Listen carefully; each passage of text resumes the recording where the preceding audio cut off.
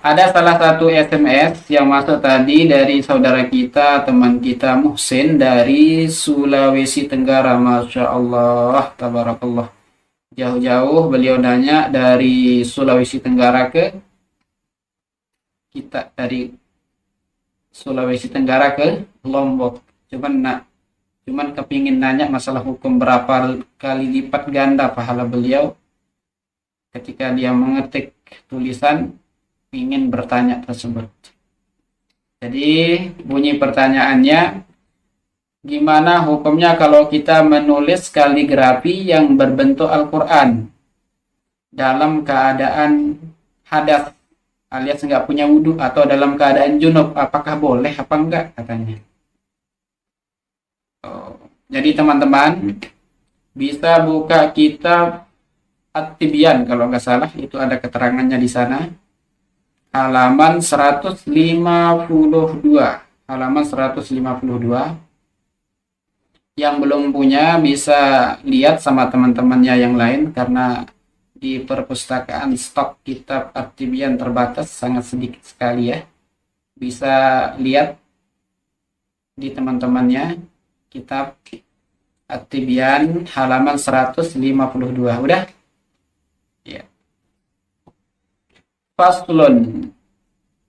Idza katabal junubu awil muhdisu mushafan in kana yahmilul warakata aw yamassuha halal kitabati faharamun. Maksudnya, kalau ada orang yang hadas, baik enggak punya wudhu atau yang lainnya, atau orang yang junub, menulis Al-Quran atau sebagian daripada Al-Quran di kertas, tapi nggak punya wudhu dan nggak punya wudhu atau dalam keadaan junub, dia nulis kaligrafi di kertas, tapi nggak punya wudhu ini ya, nggak punya wudhu. Beda kalau orang yang punya wudhu nggak jadi masalah. Ini yang menjadi masalah yang nggak punya wudhu, dia nulis Al-Quran di kertas. Gimana hukumnya? Hukumnya adalah haram. Kok bisa Pak Ustadz bisa haram?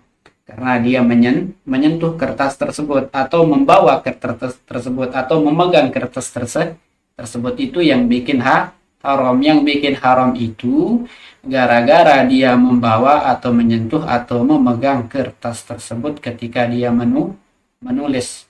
Oh, berarti kalau kita nggak megang atau kalau kita nggak membawa atau kalau kita nggak menyentuh, hukumnya gimana Pak Ustadz? Nah, ini belum selesai kita baca. Sabar ya Mas. Wa illam yahmilha wa lam yamassaha fa fihi salasatu aujuhin. Misalkan kalau nggak dibawa kertas tersebut atau nggak disentuh kertas tersebut, maka hukumnya ada 3 pendapat kata ulama. As-sahih, pendapat yang sahih adalah boleh. Ini yang pertama, hukumnya adalah boleh. Wasani, sedangkan pendapat yang kedua adalah tahrimuhu haram.